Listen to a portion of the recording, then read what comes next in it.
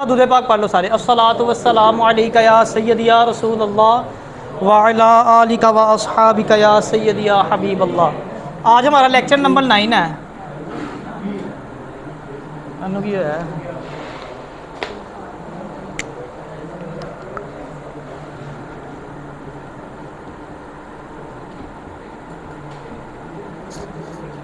अच्छा, इसमें सबसे पहले हम जो पहला क्वेश्चन देखेंगे वो हमारा नंबर 1 पे डिवीजन, फिर उसके साथ है नीचे इसके होता है डिस्ट्रिक्ट्स,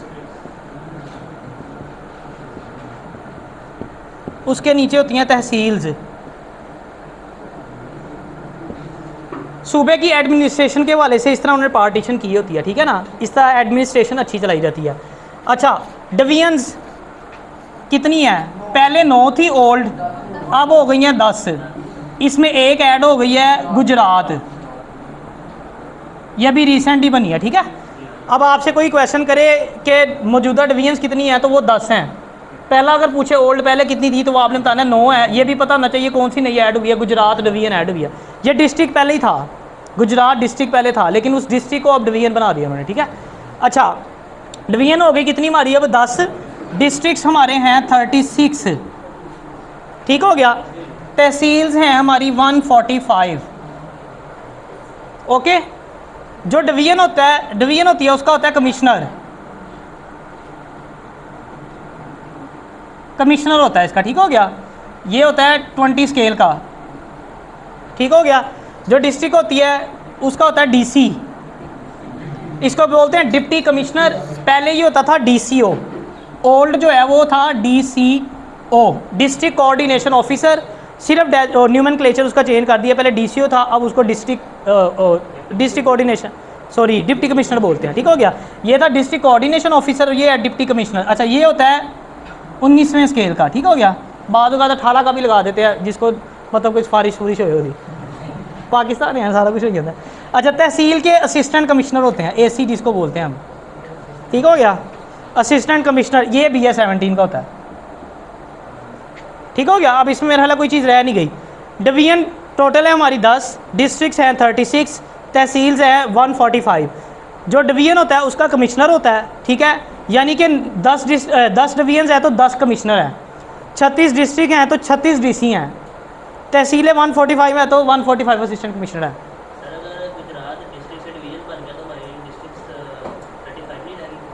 जो डिस्ट्रिक्ट होता है ना वो एट अ टाइम, जो डिवीजन होती है वो डिवीजन भी होती है एट अ टाइम, वो डिस्ट्रिक्ट भी होता है। DC लाहौर है, कमिश्नर लाहौर भी है, लाहौर डिवीजन भी है और डिस्ट्रिक्ट भी है। मेरी बात समझ गए आप कि नहीं? गुजरांवाला जैसे अभी है, ये डिस्ट्रिक्ट भी है अब डिवीजन भी है, यानी इसका अब DC भी है और इसका कमिश्नर भी है। जैसे DC लाहौर भी है और कमिश्नर लाहौर भी है, समझ गए ना? अंडरस्टैंड है? ये ओके हो गया पहला पॉइंट।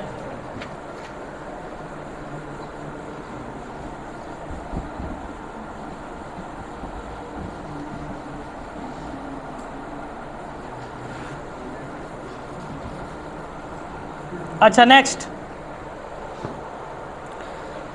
IG पंजाब अभी कौन है, कोई बताएगा? फैसल शाहकार, फिल्म का हीरो लग रहा है।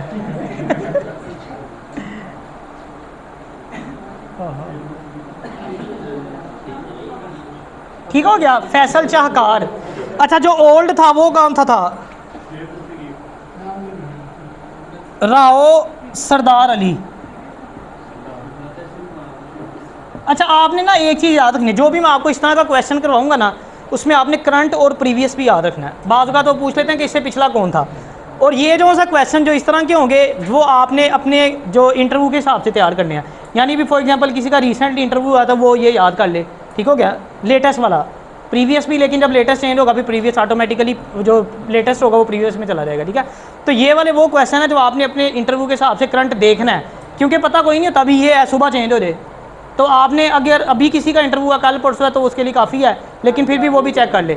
अदरवाइज ये वाले क्वेश्चन आपने लाजमी चेक करने, ठीक है। कुछ होते हैं वो चेंज नहीं होते, जैसे पाकिस्तान का पहला गवर्नर जनरल कौन था, वो 50 साल बाद 60 साल बाद भी वही रहना, लेकिन ये चीज़ें तो चेंज हो जाएंगी, ठीक हो गया ना। अच्छा, आगे नेक्स्ट ये दूसरा था हमारा। तीसरा क्वेश्चन, पॉपुलेशन कितनी है पाकिस्तान की अभी? ऑलमोस्ट 23 करोड़। नेट पे जो है ना वो 22 भी बात का था, लेकिन 23 का भी फिगर है, और अप्रॉक्सीमेटली 23 करोड़, ठीक है ना, ये इसका रिप्लाई है, अप्रॉक्सीमेटली 23 करोड़। एग्जैक्ट भी नहीं है, अप्रॉक्सीमेटली का मतलब कि करीब करीब, तकरीबन। अच्छा आगे, पंजाब के रिवर्स कितने हैं?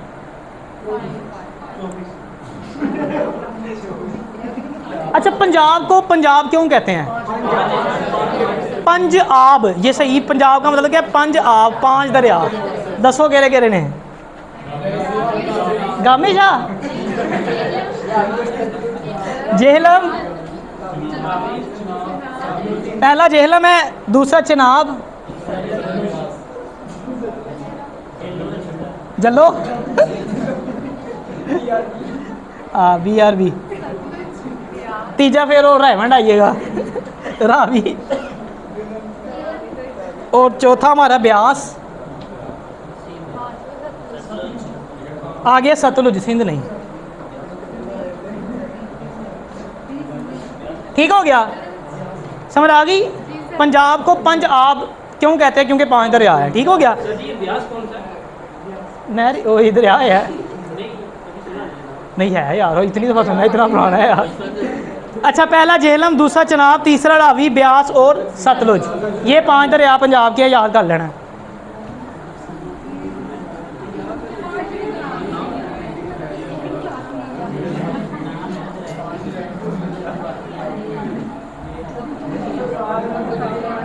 अच्छा आगे, बस बस शोर नहीं, शाबाश। नेक्स्ट चले, नेक्स्ट। अच्छा, कितना हमारा चौथा सवाल है ये? चलो ठीक है, कोई बात नहीं।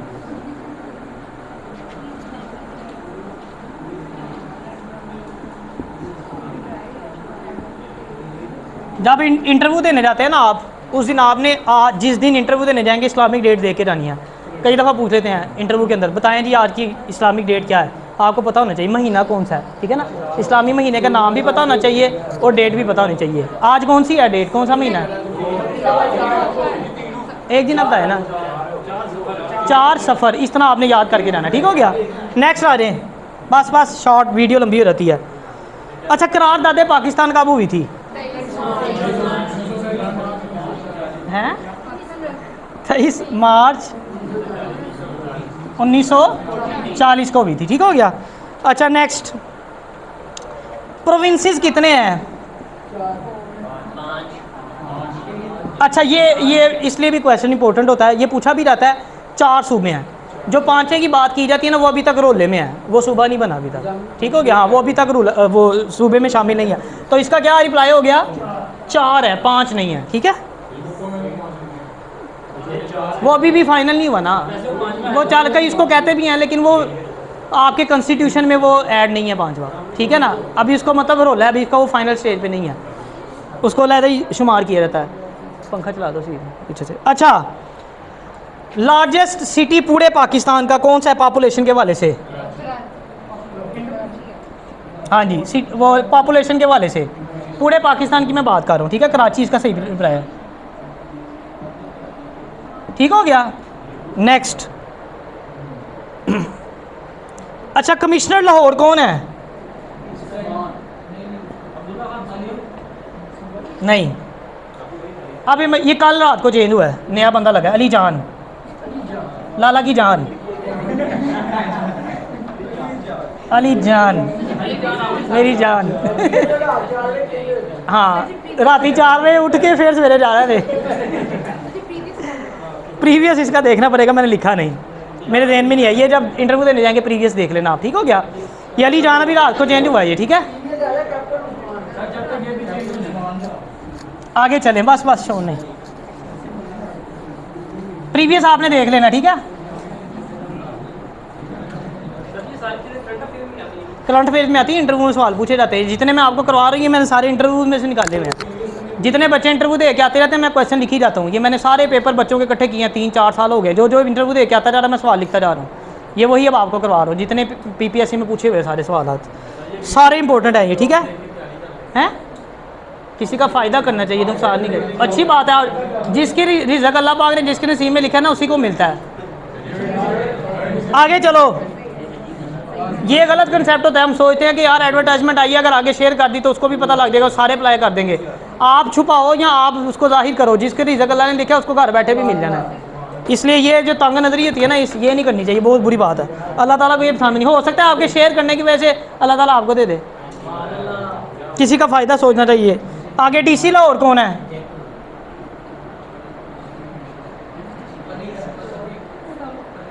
मोहम्मद अली है मेरा ख्याल है, मैंने आज पूछा था लेकिन मेरे ज़हन से निकल गया। मोहम्मद अली है, मोहम्मद अली है। ये मेरे मोबाइल में है, मैं देख के बता दूंगा, लेकिन मेरे जहन में जो आ रहा है मोहम्मद अली ही है। पर हाल फिर भी ये कंफर्म कर लेना, ठीक है। आगे चीफ सेक्रेटरी कौन है? CS मौजूदा।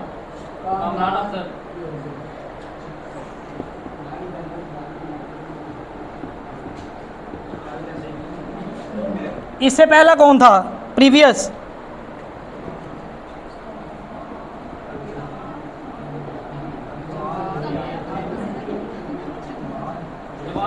जवाद रफीक मलिक प्रीवियस था, ठीक हो गया।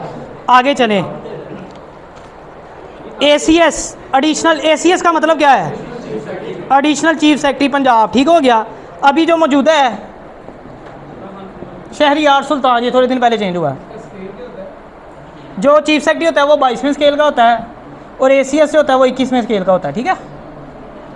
अच्छा, शहरियार, हाँ, चीफ सेक्रेटरी CM के बाद पूरे सूबे का बड़ा ऑफिसर चीफ सेक्रेटरी होता है।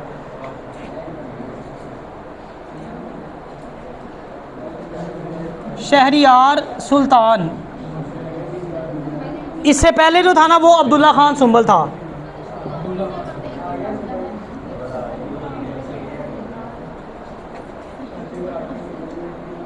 बीच में एक दो बंदों को एडिशनल चार्ज भी मिला था, लेकिन जो रेगुलर पोस्ट पे आया था वो ये आया था। एडिशनल चार्ज क्या होता है? किसी पोस्ट का एडिशनल चार्ज दे देते हैं। हाँ, अगर पोस्ट वेकेंट है तो काम भी तो चलाना है ना। अब एक ऑफिसर है, उसको कहेंगे यार आप इस पोस्ट का, अपनी पोस्ट का भी काम देखो, साथ में ये वाली पोस्ट का भी देखो, ठीक है। वो एडिशनल चार्ज होता है। एडिशनल चार्ज बाद का लॉन्स भी होता है, देते हैं अफसरों को, देंगे निक्कियां नहीं देंगे हैं। चलो चलो, वीडियो लंबी हो जाती है, आगे चले। अच्छा जी, बादशाही मस्जिद कब बनी थी? ये भी सवाल पूछा था, काफ़ी पहले तो बनी थी 1663, ठीक हो गया। और किसने बनाई थी? औरंगजेब आलमगीर ने। और इसका आर्किटेक्चर कौन था? नवाब जैन, लिख लें, नवाब जैन, नवाब जैन, ठीक हो गया।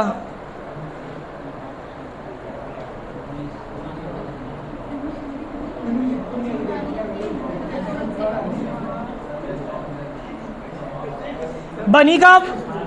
1663 में। किसने बनाई?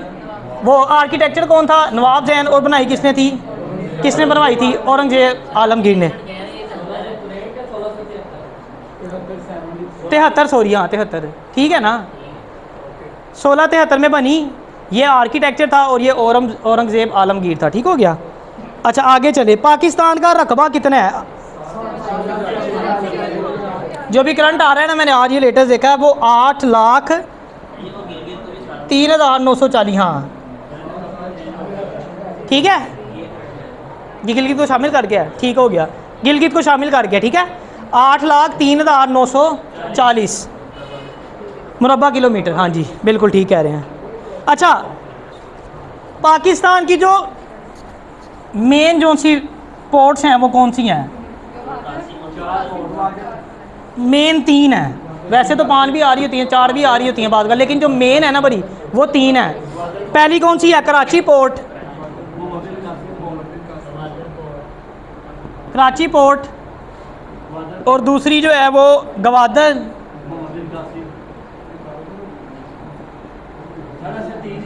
हाँ जी ये मेन 3 ही है। आगे आ गया मोहम्मद बिन कासिम, ये मेन 3 है हमारी, ठीक हो गया। अच्छा, इसमें से जो सबसे ओल्ड है ना वो ये है मोहम्मद बिन कासिम, और सबसे बिजी पोर्ट कौन सी है? कराची एयरपोर्ट। ठीक हो गया, सबसे बिजीएस्ट कराची, और जो सबसे ओल्ड है वो मोहम्मद बिन कासिम है। ठीक है, ये तीन हमारी मेन है बड़ी जोन सी है।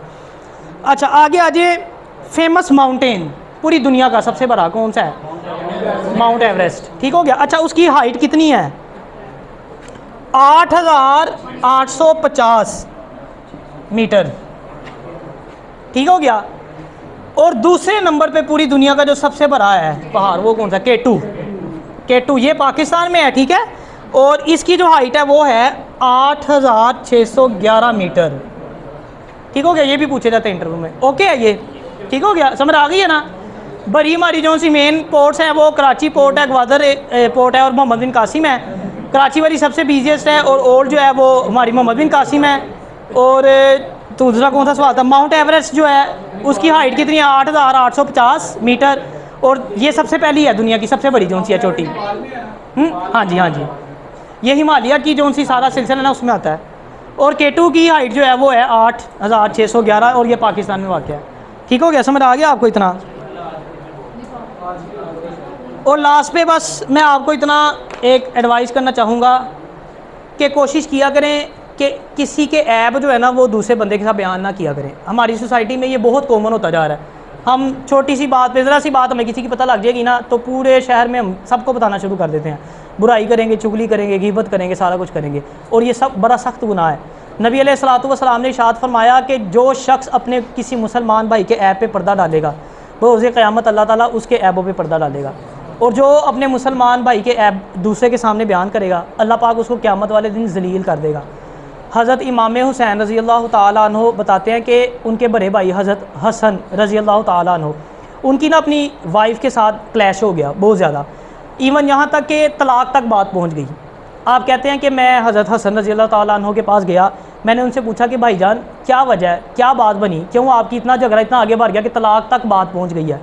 तो हज़रत हसन रज़ी अल्लाह ताला अन्हो ने आगे से जवाब दिया कि हुसैन क्या तुमने कुरान पाक नहीं पढ़ा? कुरान पाक में अल्लाह ताला ने कहा कि जो मियाँ बीवी हैं वो एक दूसरे का लिबास हैं, मर्द औरत का लिबास है, औरत मर्द का लिबास है। तो आपने कहा कि अगर मेरी बीवी में कोई खामी है तो मैं उसको छुपाऊँ या किसी के सामने बयान कर दूँ? तो कहते हैं हज़रत इमाम हुसैन रज़ी अल्लाह ताला अन्हु उठे, आपके हाथ चूमे आपने हज़रत हसन रज़ी अल्लाह ताला अन्हु के, और फरमाया कि मैंने कुरान पाक की आयत पहले पढ़ी थी लेकिन मुझे इसकी तफसीर जो है ना वो आज समझ आई है। अच्छा कुछ दिन बाद ना वो डाइवोर्स हो गई, अलहदगी हो गई। फिर आप दोबारा गए हज़रत हसन रज़ी अल्लाह ताला अन्हु के पास, आपने पूछा कि भाई अब बता दो क्या वजह बनी थी, क्यों जो है वो तलाक़ जो आपने दी अपनी मिसिस को?